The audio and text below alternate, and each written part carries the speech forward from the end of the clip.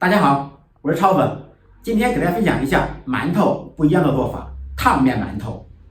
这种做馒头的方法是一种古老的方法，它的特点是馒头不易干巴脱水，冷却后馒头不变形不塌陷。首先准备普通面粉300克倒入盆中，倒入刚烧开的热水160克，也就是我们常说的烫面，用筷子搅成面絮，下手揉成光滑的面团。揉好以后稍微晾凉，盆中再次倒入100克普通面粉，放入3克酵母。最传统的做法是用面起子，现在我们改用酵母。倒入50克温水，水温不要超过40度，否则会把酵母菌烫死。用筷子搅成面絮，放入2克白糖促进发酵，再次揉成光滑的面团。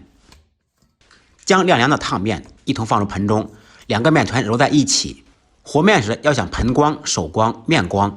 放面粉时盆中不要有水，和面之前手同样不要沾水，这也是和面的小技巧。揉在一起以后，我们放到案板上，撒少许面粉，放入一点点碱面或者小苏打，这样做出来的馒头口感吃着更利落。用力将面团揉至光滑。要想馒头吃着口感更加筋道，揉面时必须下功夫。揉至面团光滑以后，再揉搓成长条。然后我们开始下剂子，切成大小相等的剂子，重量约为100克左右。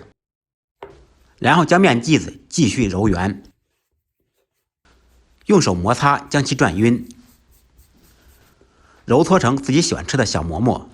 用这种方法将所有的面剂子做完，盖上毛巾让其入睡，醒发20分钟左右。20分钟以后，我们开始上锅蒸，提前将水烧热，放入醒发好的馍馍，盖上盖子蒸15分钟左右。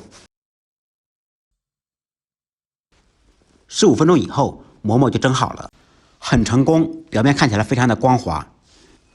掰开一个，我尝了一口，回味甘甜，吃起来筋道有嚼劲，味道超乎我的想象。有时间的朋友可以试着做一下，比买的好吃多了。喜欢本视频的关注、点赞、转发、收藏，感谢您的支持。